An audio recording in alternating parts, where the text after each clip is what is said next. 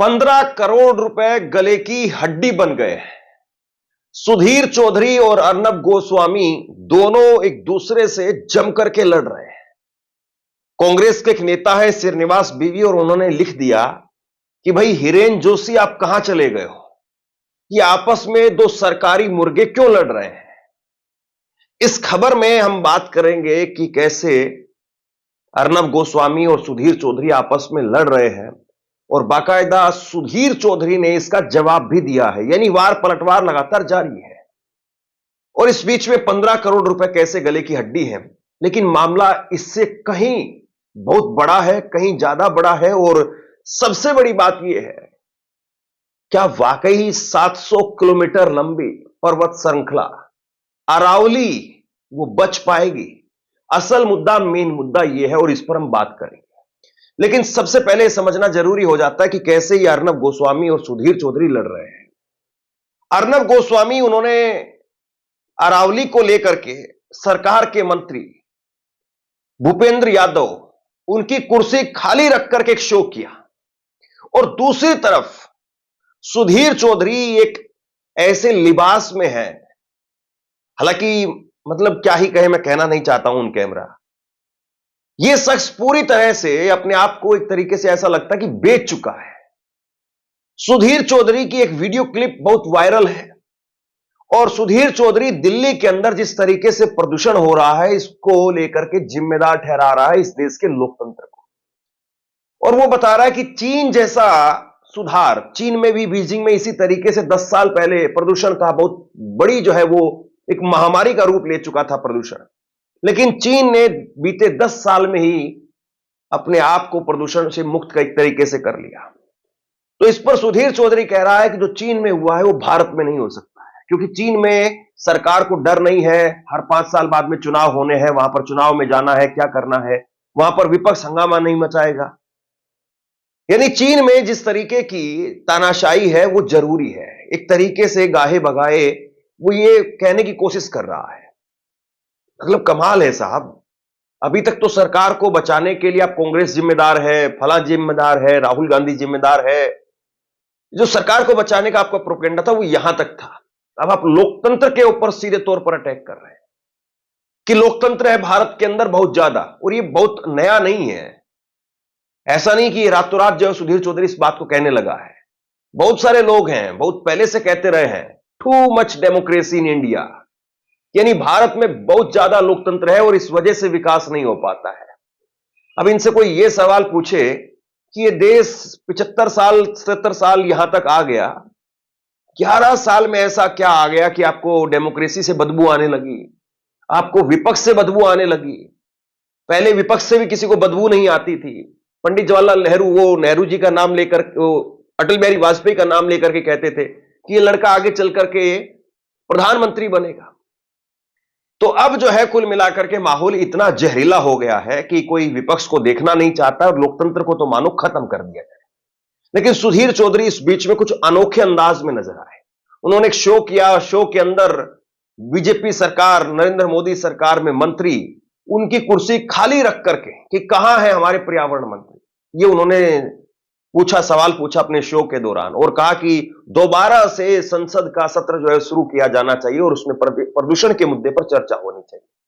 और इसके बाद में उन्होंने कहा कि जो सवाल मैं पूछ रहा हूं वो 15 करोड़ रुपए लेने वाला पत्रकार नहीं पूछ सकता है, मैं आप लोगों के बिहाफ पर पूछ रहा हूं। जो सरकार से 15 करोड़ रुपए लेता है वो सवाल नहीं पूछ सकता है।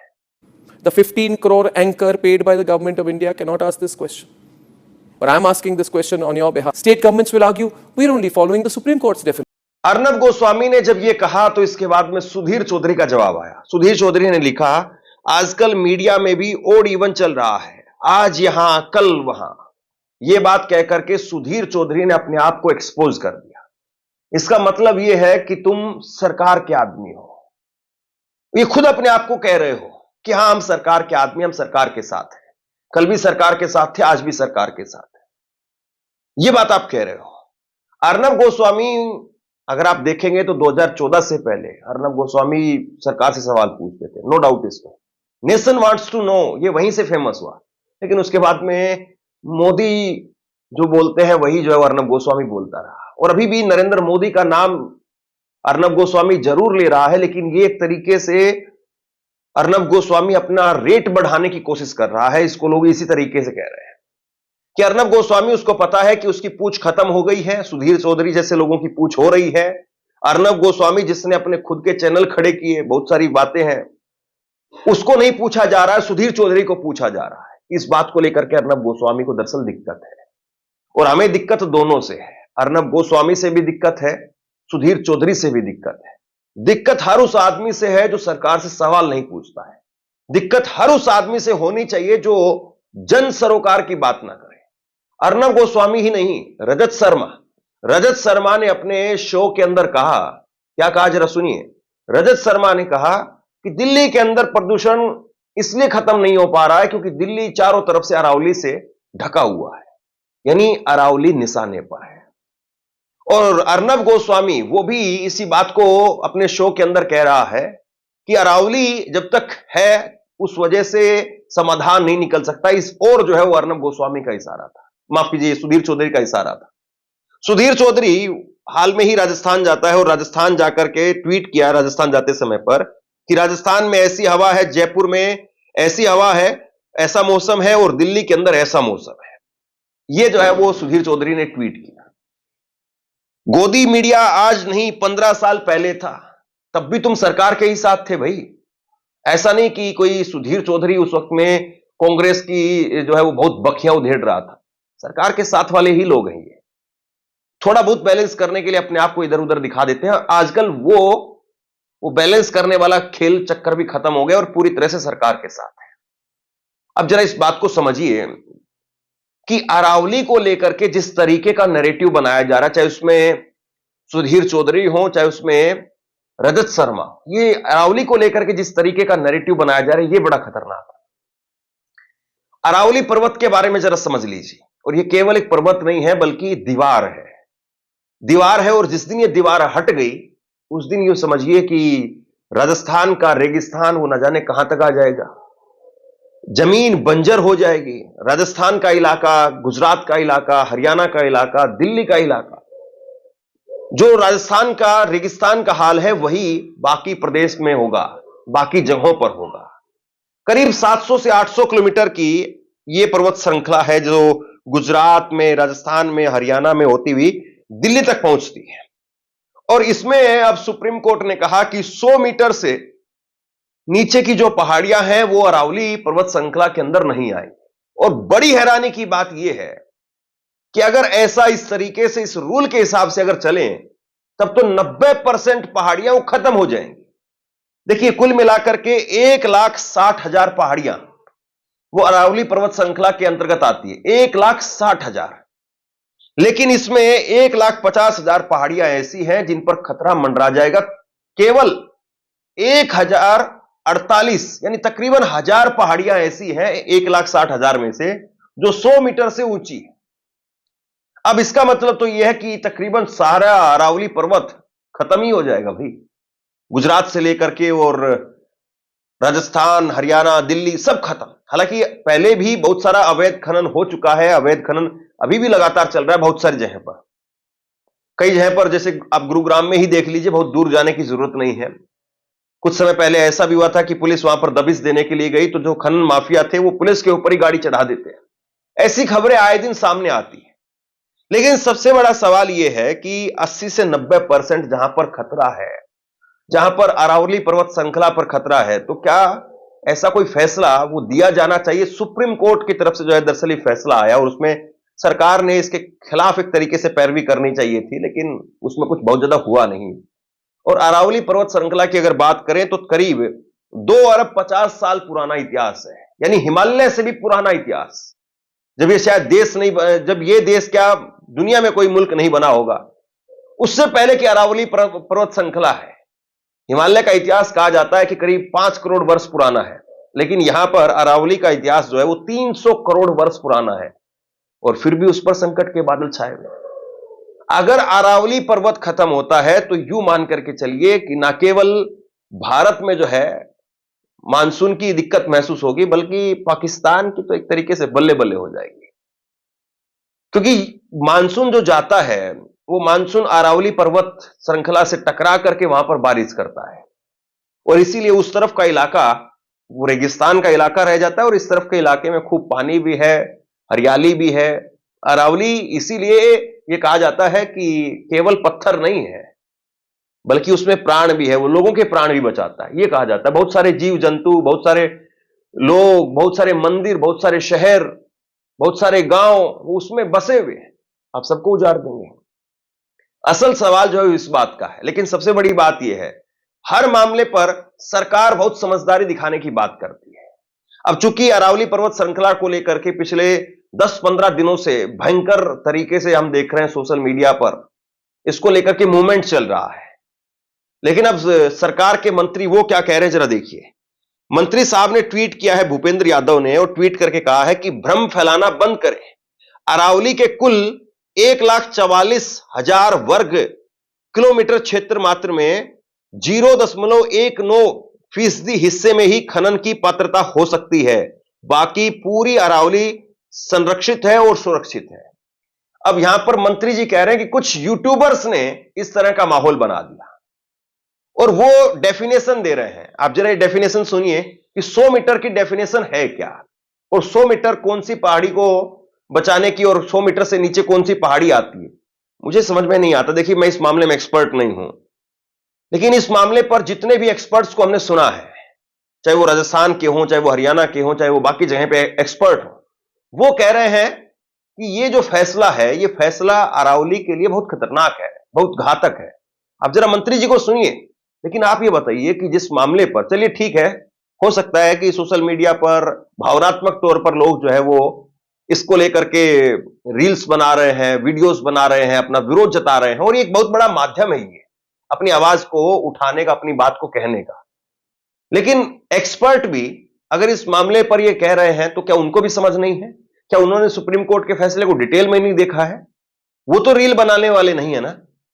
लेकिन एक्सपर्ट कह रहे हैं कि भैया ये वाकई बहुत बड़ा खतरा है, और दरअसल जो खतरा है वो क्यों है और किसको गिफ्ट देने की तैयारी है, किसके लिए जो है ये सब कुछ किया जा रहा है, इस पर हम बात करते हैं। लेकिन उससे पहले एक बार जरा आप मंत्री जी को सुनिए।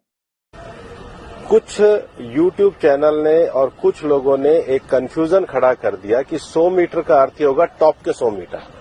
ऐसा नहीं है। उसका जो बेस स्ट्रक्चर है, जो पर्वत का बेस स्ट्रक्चर है, अगर वो जमीन के अंदर भी 20 मीटर है, वहां से लेके 100 मीटर तक प्रोटेक्शन है। तो जो 100 मीटर का प्रोटेक्शन है, जो लोगों ने कंफ्यूजन करा है कि मतलब ऊपर का 100 मीटर है, नीचे खुदाई कर सकेंगे, वो नहीं है। मैं आपको फिर क्लियर कर रहा हूं। 100 मीटर का अर्थ है टॉप 100 मीटर से बॉटम के अंदर तक जो उसका पूरा फैलाव है। पहाड़ी तो ऐसे होती है, तो उसका बॉटम तो बड़ा होता है, जहां तक उसका बॉटम जाएगा वहां से लेके 100 मीटर तक प्रोटेक्शन है। आपसे कुछ कहना चाहता हूं। आज के वक्त में पत्रकारिता करना कितना मुश्किल काम है, लेकिन अगर ऐसे में भी कोई आपकी खबर दिखा रहा है, कोई आपके मुद्दे पर बात कर रहा है, तो आपको भी उसका साथ देना चाहिए। अगर आपको लगता है कि मेरी पत्रकारिता सही है, मैं आपके लिए आपकी खबर वो दिखा रहा हूं, तो ऐसे में आप मेरा सहयोग कीजिए। आप इस वीडियो को जब लाइक करेंगे तो लाइक के साथ में ही एक थैंक्स का बटन आपको दिखाई देगा। उस थैंक्स के बटन पर आप क्लिक कीजिए और जो भी सहयोग राशि दे सकते हैं वो दीजिए। दूसरा, आप चैनल को ज्वाइन कर सकते हैं और चैनल को ज्वाइन करके भी मुझे मदद कर सकते हैं। अब यहां पर मंत्री साहब कह रहे हैं कि ऐसी कोई दिक्कत नहीं है, हम पहाड़ को नापेंगे, 20 मीटर नीचे से पहाड़ नापा जाएगा, 100 मीटर तक का हम जो है उसका बॉटम से उसकी हाइट नापेंगे। देखिए, जब सरकार बचने वाली होती है या अपने आप को बचाने की कोशिश करती है तो बहुत तरीके से परिभाषा वो दे देती है, लेकिन प्रैक्टिकली कितना होगा, किस तरीके से होगा। एमएसपी को लेकर के भी कहा जाता है। बहुत सारी जगह पर किसान जो है वो कहते हैं कि एमएसपी सरकार ने इतनी तय की है, 1500 रुपए एमएसपी तय की है, लेकिन 1100 रुपए भी नहीं बिक रहा है। तो सच्चाई जो होती है और जो किताबी बात होती है उसमें दिन रात का अंतर होता है। मैंने खुद जो है उस संसद की बहस में अभी इसी सत्र के अंदर देखा, जगदंबिका पाल उस संसद के अंदर बोल रहे थे और उनको विपक्ष के एक सांसद ने, समाजवादी पार्टी के सांसद ने, कुर्सी पर बैठे हुए थे मोदी सरकार के सांसद, पीठासीन थे उस वक्त में, और उनसे जो है वो डांट दिया एक तरीके से कि आप आते हैं, आपके क्षेत्र में जो है वो एमएसपी मिल नहीं रहा है किसानों को, और कम से कम आप तो हमारी बात कीजिए। यही सच्चाई है। चाहे वो गन्ने की बात करिए, चाहे वो आप गेहूं की बात करिए, सरसों की बात करिए, कपास की बात करिए, तो जो सरकार कहती है, जो आज सरकार कह रही कि नहीं हम तो 100 मीटर यहां से नापेंगे वहां तक लेकर के जाएंगे, अरे भैया 1500 रुपए जो सीधे तौर पर किसान जिसको चीज को समझता है, अभी पहाड़ी वाला मामला है, नहीं बड़ा पेचीदा मामला है। कौन नापेगा, किस तरीके से नापेगा, कैसे क्या होगा, बहुत सारे लोगों को पता भी नहीं चलेगा। लेकिन जो इंडिविजुअल एक एक आदमी को सीधे तौर पर इफेक्ट करता है, एक एक आदमी को पता है कि भैया सरकार ने तय किया है गेहूं का एमएसपी 1600 रुपए और मेरा बिक रहा है 1300 रुपए, 1400 रुपए, और फिर भी वो बेच करके आता है। उसको पता है कि प्रति क्विंटल उसको 300-400 रुपए का नुकसान हो रहा है, तब भी बेच करके आता है। तो किताबी बातें और सच्चाई, ग्राउंड रियलिटी, उसमें अंतर तो हमेशा से रहा है, इस मामले में भी रहेगा। सरकार अब क्या वाकई लीपापोती करने में लगी हुई है?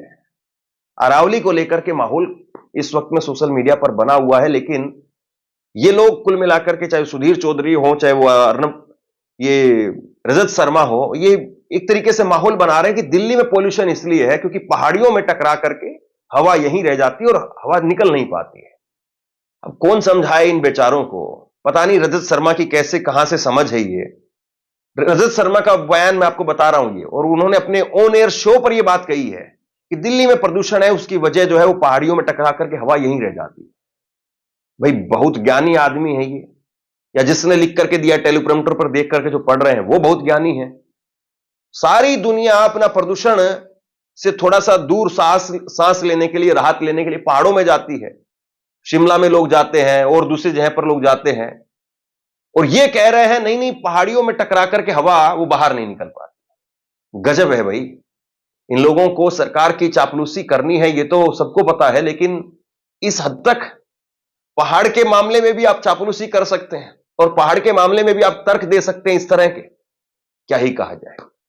लेकिन अब अरावली को लेकर के मेन मसला है। अब इसमें सुधीर चौधरी और अर्नब गोस्वामी कुल मिलाकर के एक दूसरे को जो कर रहे हैं वो नूरा कुश्ती से ज्यादा कुछ नहीं है। और अर्नब गोस्वामी जिस तरीके से वो बोल रहे हैं कि मैं पूछ सकता हूं, 15 करोड़ वाला नहीं पूछ सकता है। उनके यहां पर भी पेटीएम चला गया कि नहीं आपके सरकार ने आपके खाते में पेटीएम डाल दिया है, तो वो भी शांत हो जाएंगे। दरअसल अरावली का जो मसला है वो ये भी कहा जा रहा है कि कुछ समय पहले अंबानी साहब सीमेंट के सेक्टर में आ गए और सीमेंट में अब उनका दबदबा है, और अरावली का खनन जो होता है तो उसमें बहुत बड़ी संख्या में उससे पहाड़ को काट करके पत्थर वो निकाले जाते हैं। सीमेंट तैयार करने में जो है वो पहाड़ का पत्थर काम आता है। तो इस ओर जो है वो बहुत सारे लोग इशारा कर रहे हैं कि ये सारा मामला उसी आदमी को देने के लिए, यानी पहाड़ काट करके अडानी जी को दिए जाए और अडानी साहब फिर आराम से सीमेंट बनाए और लोगों को कहा जाएगा कि देखो आपको घर बनाना है, घर का सपना पूरा करना है, मोदी जी सबको पक्का मकान देंगे, तो इसके लिए कुछ तो सहन करना ही पड़ेगा। लेकिन जब तक अर्नब गोस्वामी भी सरकार से साल 6 महीने कम से कम सीधे सवाल ना पूछे, यकीन मत करना, क्योंकि ऐसे लोग आते हैं, लोगों को छलते हैं और 2 एपिसोड इस तरीके के बना करके फिर सरकार के ऊपर प्रेशर बनाने का काम करते हैं। या बहुत बार लोग कहते हैं कि इनके चेक, इनकी पेमेंट रुक जाती है, तब ये इस तरह की वीडियो बना करके सरकार को डराते हैं कि देखिए हम काट सकते हैं, हम भी आपको पंजे मार सकते हैं। लेकिन इनके पंजे सरकार तक जाएंगे भी? मोदी जी को डायरेक्ट कटघरे में रख करके कभी मोदी जी से सवाल पूछेंगे? सवाल ये है। शेयर कीजिए इस खबर को, और आप क्या सोचते हैं नीचे कमेंट बॉक्स में लिख करके जरूर बताइए। धन्यवाद।